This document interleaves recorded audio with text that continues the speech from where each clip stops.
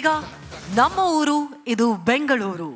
ನಮಗೆ ಬೆಂಗಳೂರಿನ ಮೇಲಿರುವಂತಹ ಪ್ರೀತಿಯನ್ನ ಮತ್ತಷ್ಟು ವ್ಯಕ್ತಪಡಿಸೋದಕ್ಕೆ ವೇದಿಕೆ ಸಿದ್ಧವಾಗಿದೆ. ಇದೀಗ ವೇದಿಕೆಯ ಮೇಲೆ ಪ್ರೀತಿಯ ಚಪಾಳಿಯೊಂದಿಗೆ ಸ್ವಾಗತಿಸಬೇಕು ಅಂತ ವಿನಂತಿಸ್ತಾ ಇದ್ದೀನಿ.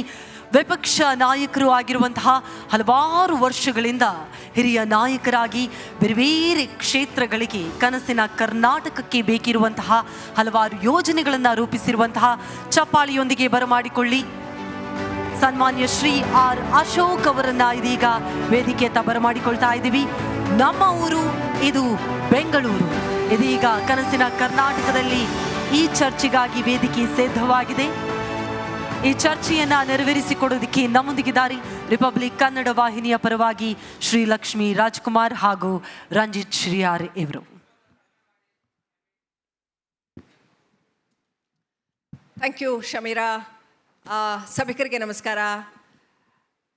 ನಾವು ಬೆಂಗಳೂರು ಇದು ನಮ್ಮ ಊರು ಅಂತ ಎಷ್ಟು ಪ್ರೀತಿಯಿಂದ ಹೇಳ್ತೇವೆ. ಬೆಂಗಳೂರು ಅಂತಂದರೆ ಕೇವಲ ತಂತ್ರಜ್ಞಾನ ಮಾಹಿತಿ ಅಷ್ಟೇ ಅಲ್ಲ. ಬೆಂಗಳೂರು ಅಂತಂದರೆ ಕೇವಲ ಹಣ ಮತ್ತು ಆಧುನಿಕತೆ ಮಾತ್ರ ಅಲ್ಲ. ಬೆಂಗಳೂರು ಅಂತಂದರೆ ಕೇವಲ ಕನಸುಗಳು ಮತ್ತು ಅಭಿವೃದ್ಧಿ ಮಾತ್ರ ಅಲ್ಲ. ವೀಕ್ಷಕರೇ, ಬೆಂಗಳೂರು ಅಂತ ಅಂದರೆ ಬೆಂಗಳೂರು ಇದು ನಮ್ಮ ಊರು. ನಮಗೆ ಬೆಂಗಳೂರು ಅಂತಂದರೆ ಭಾವನೆ. ಬೆಂಗಳೂರು ಅಂತ ಅನ್ನೋದು ಒಂದು ಬಹುದೊಡ್ಡ ಭಾವ. ನಮಗೆ ಕನ್ನಡಿಗರಿಗೆ ಬೆಂಗಳೂರು ಅಂತಂದರೆ ಶಕ್ತಿ ಕೇಂದ್ರ. ಇಡೀ ರಾಜ್ಯವನ್ನು ಅಷ್ಟೇ ಯಾಕೆ, ಇಡೀ ದೇಶಕ್ಕೊಂದು ದಿಕ್ಕು ದೆಸೆಯನ್ನು ಕೊಡಬಹುದಾದಂತಹ ಶಕ್ತಿ ಕೇಂದ್ರ. ಸೊ ಅದು ಕಳೆದ ಒಂದು ದಶಕದಲ್ಲಿ ಹೇಗೆ ಮುಂದುವರ್ಕೊಂಡು ಬಂತು, ಮುಂದಿನ ಬೆಂಗಳೂರಿನ ದಿಕ್ಕು ದೆಸೆ ಏನು, ಯಾವ ರೀತಿಯಲ್ಲಿರಬೇಕು, ಇದೆಲ್ಲವನ್ನು ಮಾತನಾಡೋದಕ್ಕೆ ನಮ್ಮ ಜೊತೆ ಬಹುಶಃ ಆರ್ ಅಶೋಕ್, ವಿಪಕ್ಷ ನಾಯಕ ಆರ್ ಅಶೋಕ್ ಅವರಿಗಿಂತ ಸೂಟಬಲ್ ವ್ಯಕ್ತಿ ಇನ್ನೊಬ್ಬರಿಲ್ಲ ಅಂತ ಅಂದ್ಕೋತೀನಿ. ಬೆಂಗಳೂರು ಯಾವ ರೀತಿಯ ಒಂದು ಶೇಪ್ ಪಡ್ಕೊಳ್ತೋ ಅನ್ನೋದನ್ನು ಸಾಕ್ಷೀಭೂತವಾಗಿ ನಿಂತು ಮುನ್ನಡೆಸಿದವರು ಕೂಡ ಹೌದು, ಹಾಗೇನೆ ಅದನ್ನು ಗಮನಿಸ್ಕೊಂಡು ಬಂದಂಥವರು ಕೂಡ ಹೌದು. ಆರ್ ಅಶೋಕ್ ಅವರೇ ನಮಸ್ಕಾರ, ಕಾರ್ಯಕ್ರಮಕ್ಕೆ ಸ್ವಾಗತ. ಸರ್ ಮೈ ಮೊದಲನೇದಾಗಿ ಆರ್ ಅಶೋಕ್ ಅವರೇ, ಬೆಂಗಳೂರು ಅಂತ ಅಂದರೆ ನಮಗೆಲ್ರಿಗೂ ಕೂಡ ಈಗಾಗಲೇ ನಾನು ಹೇಳಿದಾಗೆ ಭಾವನೆ. ಕನ್ನಡಿಗರಿಗಂತೂ ಇದು ನಮ್ಮದು ಅಂತ ಅಷ್ಟೇ ಅಲ್ಲ, ಇಡೀ ದೇಶಕ್ಕೆ ಒಂದು ಅದ್ಭುತವಾದ ಕೊಡುಗೆಯನ್ನು ಕೊಡ್ತಾ ಇರುವಂಥದ್ದು. ಸೊ ಬೆಂಗಳೂರಿನ ಅಭಿವೃದ್ಧಿ ಆಗಬೇಕು ಅಂತಂದರೆ ಮೂಲಭೂತವಾಗಿ ಇಲ್ಲಿ ಏನಾಗಬೇಕಿತ್ತು, ಮೂಲಭೂತವಾಗಿ ನಮಗಿದು ಬೇಕಪ್ಪ, ಇದರ ಕೊರತೆ ಇದೆ ಅಂತ ಹೇಳುವಂಥದ್ದು ನೀವು ಹೇಗೆ ನೋಡ್ತೀರಿ? ದೇಶದಲ್ಲೇ ಬೆಂಗಳೂರು ಅಂತ ಹೇಳಿದ್ರೆ ಬೆಂಗಳೂರಿಂದ ಹೋದಂಥ ಜನಕ್ಕೆ ಒಂದು ಪ್ರತಿಷ್ಠೆ. ನಾನು ಬೆಂಗಳೂರಿಂದ ಬಂದಿದ್ದೀನಿ ಅಂತ.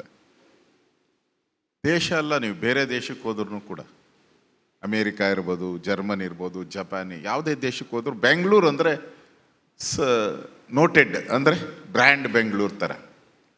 ಅಂಥ ಬೆಂಗಳೂರಲ್ಲಿ ನಾವೆಲ್ಲ ಇದ್ದೀರಿ ಅನ್ನೋದು ನಮಗೆಲ್ಲ ಹೆಮ್ಮೆ ಅಂತ ಅನಿಸ್ತೈತೆ.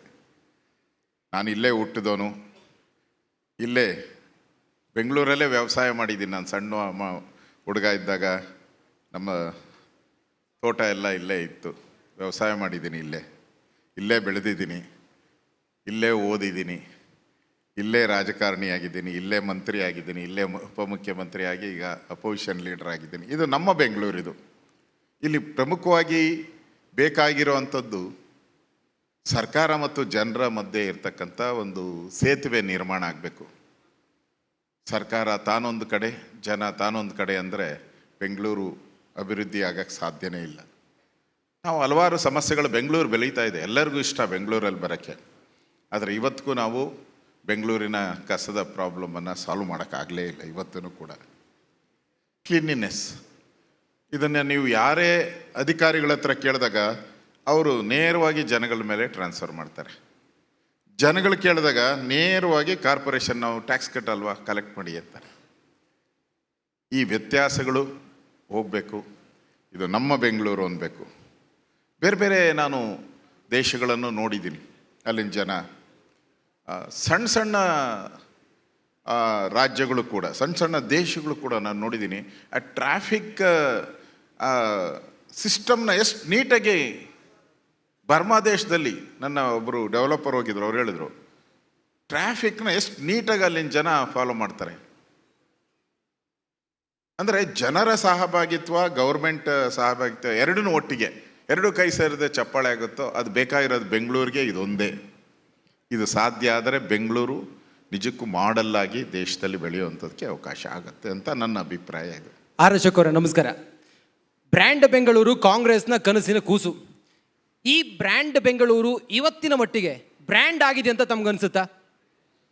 ನೋಡಿ, ಪೊಲಿಟಿಕಲ್ಲಾಗಿ ನಾನು ಹೆಚ್ಚಿಗೆ ಮಾತಾಡೋಕ್ಕೆ ಹೋಗಲ್ಲ. ಆದರೂ ಒಂದು ನೀವು ಏನೋ ಒಂದು ಪೊಲಿಟಿಕಲ್ಲಾಗಿ ನೀವು ಘೋಷಣೆ ಮಾಡಿಬಿಟ್ರೆ ಅದರಿಂದ ಏನು ಉಪಯೋಗ ಆಗಲ್ಲ. ಸಿನಿಮಾದಲ್ಲಿ ನೀವು ಒಳ್ಳೆ ಟೈಟಲ್ ಕೊಡ್ಬೋದು, ಒಳಗಡೆ ಕತೆ ಸರಿ ಇರಬೇಕು, ಡೈರೆಕ್ಷನ್ ಸರಿ ಇರಬೇಕು, ಪ್ರೊಡ್ಯೂಸರ್ ಸರಿ ಇರಬೇಕು, ಅದಕ್ಕೆ ಬಂಡವಾಳ ಬೇಕು, ಡೈರೆಕ್ಷನ್ ಬೇಕು, ಇವೆರಡು ಬೇಕು. ಅನೌನ್ಸ್ ಮಾಡಿಬಿಟ್ರೆ ಬೆಂಗಳೂರಿಗೆ ಎಲ್ಲಿ ಕಳೆದ 15 ತಿಂಗಳಲ್ಲಿ ಎಷ್ಟು ಹಣ ಬಂದಿದೆ? ಹಣನೇ ಬಂದಿಲ್ಲ. ನೀವು ಭಾಳ ವರ್ಷಗಳ ಟ್ಯಾಲಿ ಮಾಡಿದ್ರೂ ಹಣನೇ ಬಂದಿಲ್ಲ. ಬ್ರ್ಯಾಂಡ್ ಬೆಂಗಳೂರಿಗೆ ನೀವು ಬೇಕು ಅಂತ ಹೇಳಿದ್ರೆ ಒಂದು 50,000 ಕೋಟಿ ಬೇಕಾಗ್ತೈತೆ. ನೀವು ಬ್ರ್ಯಾಂಡ್ ಬೆಂಗಳೂರು ಮಾಡಬೇಕಾದ್ರೆ ನಮ್ಮ ಹತ್ರ 2,000 ಕೋಟಿನೂ ಇಲ್ಲ. ನಮ್ಮ ಹತ್ರ ಬ್ರ್ಯಾಂಡ್ ಬೆಂಗಳೂರು ಆಗಬೇಕು ಅಂತ ಹೇಳಿದ್ರೆ ಅದಕ್ಕೆ ಒಂದು ನೀಲಿ ನಕ್ಷೆ ಬೇಕು, ಮಾಸ್ಟರ್ ಪ್ಲ್ಯಾನ್ ಬೇಕು. ಹೇಗೆ ನಾವು ಬೆಂಗಳೂರಿನ ರಸ್ತೆಗಳನ್ನು ಡೆವಲಪ್ ಮಾಡ್ತೀರಿ, ಹೇಗೆ ನಮ್ಮ ಪಾರ್ಕ್ಗಳು, ಹೇಗೆ ನಮ್ಮ ಲೇಕ್ಗಳು, ಇವೆಲ್ಲನೂ ಕೂಡ ಭಾಳ ಯೋಚನೆ ಮಾಡಿ ಒಂದು ಈಗ ನಾವು ಮದುವೆ ಮಾಡಬೇಕು ಅಂದರೂ ಕೂಡ ಯೋಚನೆ ಮಾಡಿ ಮದುವೆ ಮಾಡ್ತೀರಿ. ಯಾವ ಚೌಟ್ರಿ ಇರಬೇಕು, ಊಟ ಹೇಗಿರಬೇಕು, ಪ್ಲ್ಯಾನ್ ಮಾಡ್ತಾರೆ ಎವ್ರಿಥಿಂಗ್. ನಮ್ಮ ಸರ್ಕಾರ ಏನು ಮಾಡ್ತು? ಏನೂ ಇಲ್ಲ, ಬ್ರ್ಯಾಂಡ್ ಬೆಂಗಳೂರು ಅಂತು. ಬ್ರ್ಯಾಂಡ್ ಬೆಂಗಳೂರಿಗೆ ಏನಾದರೂ ಒಂದು 1 2 3 4 ಒಂದು 10 ಐಟಮ್ಸ್ ಬೇಕಲ್ಲ. ಬ್ರ್ಯಾಂಡ್ ಬೆಂಗಳೂರಲ್ಲಿ ರಸ್ತೆಗಳಿಗಿರುತ್ತೆ, ಪಾರ್ಕ್ಸ್ ಹೀಗಿರ್ತದೆ, ಪ್ಲೇ ಗ್ರೌಂಡ್ಸ್ ಹೀಗಿರುತ್ತೆ, ಕೆರೆಗಳು ಹೀಗಿರುತ್ತೆ, ಸಿಗ್ನಲ್ ಸಿಸ್ಟಮ್ಸ್ ಹೀಗಿರುತ್ತೆ. ಏನಾದರೂ ಒಂದು ಸಿಸ್ಟಮ್ ಬೇಕು.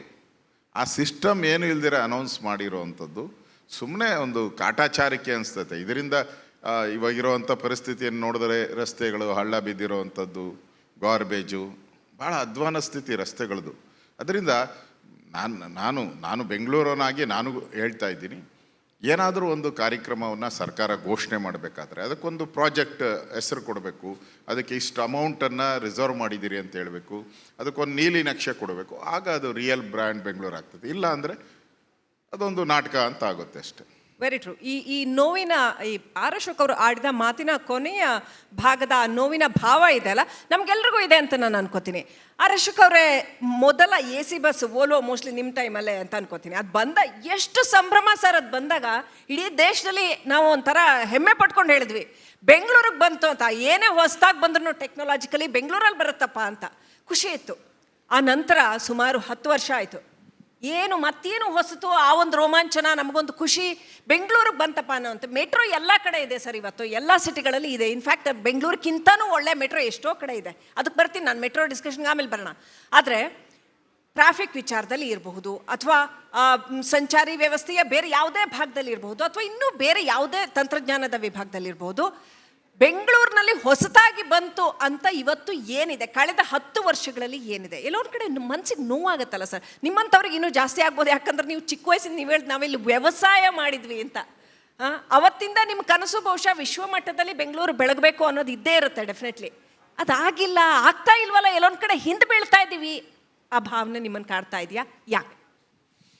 ನೋಡಿ, ನಾವು ಪ್ರತಿಯೊಬ್ಬರು ಈ ಬ್ರ್ಯಾಂಡ್ ಬೆಂಗಳೂರನ್ನು ಪ್ರತಿಯೊಬ್ಬ ರಾಜಕಾರಣಿನೂ ಹೋದಾಗ ಯೂಸ್ ಮಾಡ್ತಾರೆ.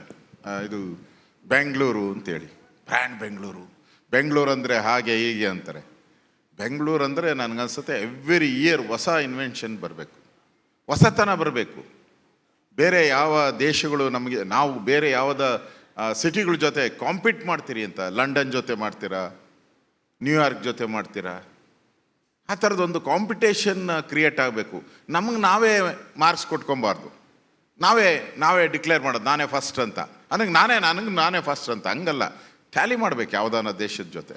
ನನಗೆ ತಾವು ಹೇಳಿದ್ರಿ, ನಾನು ಟ್ರಾನ್ಸ್ಪೋರ್ಟ್ ಮಿನಿಸ್ಟರ್ ಆದಾಗ ನಾನು ಲಂಡನ್ಗೆ ಇದ್ರ ಬಗ್ಗೆ ರಿಸರ್ಚ್ ಮಾಡೋಕ್ಕೆ ಹೋಗಿದ್ದೆ, ಬಸ್ಗಳು ಸಿಸ್ಟಮ್ಸ್ ಬಗ್ಗೆ. ನನ್ನ ಫ್ರೆಂಡ್, ಅದಕ್ಕೆ ಮುಂಚೆ ನನ್ನ ಫ್ರೆಂಡ್ ಒಬ್ಬ ಲಂಡನ್ನಲ್ಲಿದ್ದ. ಅವನು ಯಾವಾಗೂ ಬೆಂಗಳೂರು ಬಂದಾಗ ಹೇಳ್ತಾ ಇದ್ದ, ನೋಡ್ಬಾರೋ ಲಂಡನ್, ಅವನ ಭಾಷೆಯಲ್ಲೇ ಹೇಳ್ತೀನಿ, ನೋಡ್ಬಾರೋ ಲಂಡನ್ನು, ಇಲ್ಲಿ ನಿಮ್ಮ ಬೆಂಗಳೂರು ಹೆಂಗಿದೆ ಬಸ್ಸು ಅಂತ. ಆ ಚಾಲೆಂಜ್ ಮೇಲೆ ನಾನು ಹೋದೆ. ಅಲ್ಲಿನ ಸಿಸ್ಟಮ್ಸ್ ಎಲ್ಲ ನೋಡಿದ್ಮೇಲೆ ನನಗನ್ನಿಸ್ತು, ನಮಗೂ ಓಲ್ವೋ ಬಸ್ ಬರಬೇಕು, ನಮಗೂ ಮರ್ಸಿಡೀಸ್ ಬೆನ್ಸ್ ಬಗ್ಗೆ ಬರಬೇಕು. ಇವತ್ತು ನಾನು ಅದನ್ನು ಭಾಳ ಪ್ರಯತ್ನ ಮಾಡಿ ಅದನ್ನು ನಾನು ಬೆಂಗಳೂರಿಗೆ ತಂದೆ. ನೀವು ಮರ್ಸಿಡಸ್ ಬೆನ್ಸ್ ಮೇಲೆ ಸ್ಲೀಪ್ ಲೈಕ್ ಎ ಬೇಬಿ, ಇವತ್ತು ನೀವು ನಮ್ಮ ಪಕ್ಕದ ಯಾವುದೇ ರಾಜ್ಯ ನೋಡಿ, ಮಹಾರಾಷ್ಟ್ರ, ಆಂಧ್ರ, ಕೇರಳ, ತಮಿಳ್ನಾಡು, ನಮ್ಮ ಬಸ್ಸೇ ಇವತ್ತೂ favourite, any long route. Because ಆ ಟೈಮಲ್ಲಿ ನಾನು ಯೋಚನೆ ಮಾಡಿದೆ, ನಮ್ಮದೊಂದು ಮಾಡಲ್ ಬಸ್ ಸಿಸ್ಟಮ್ಸ್ ಇರಬೇಕು ಅಂತ. ನೀವು ಯೋಚನೆ ಮಾಡಿ,